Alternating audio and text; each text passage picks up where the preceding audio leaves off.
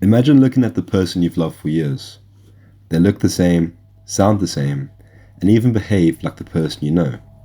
But something feels terribly wrong. They feel different, like an imposter. That's exactly what happened to Madame M, a middle-aged French woman whose story would change psychiatry forever.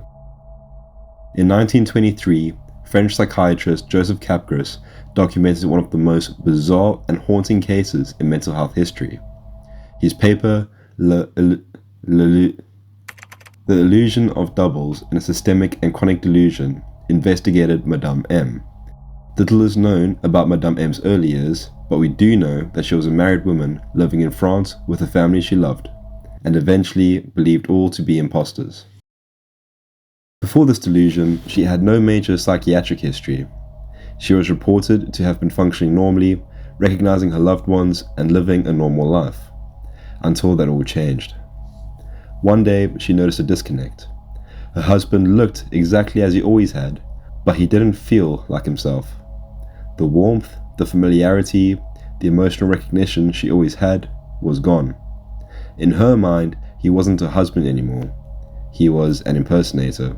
And soon, she began to suspect other family members too. They were physically all the same, but emotionally, they were strangers. Interestingly, this wasn't a hallucination. She could see perfectly well. She knew what a husband looked like, but she couldn't connect emotionally to him. She became distressed, confused, and withdrawn. Can you imagine feeling that the people you love most are no longer real? That terrifying disconnect is what made her delusion so powerful and so persistent.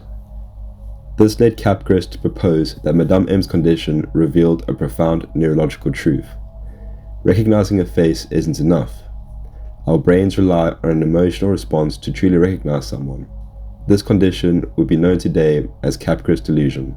Later research linked this delusion to a breakdown in communication between the visual recognition centers in the temporal lobe, as well as the emotional centers in the limbic system. Essentially, Madame M's brain saw faces correctly, but couldn't feel the familiarity that told her they were safe, known, and loved. Although Capgras documented her delusion in detail, history doesn't tell us whether Madame M ever truly reconciled with her loved ones. Her story remains a haunting glimpse into the fragile link between perception and emotion. It is worth pointing out that Capgras delusion is extremely rare, so rare that fewer than 1% of psychiatric patients experience it. It often appears alongside conditions like schizophrenia, dementia, or brain injury.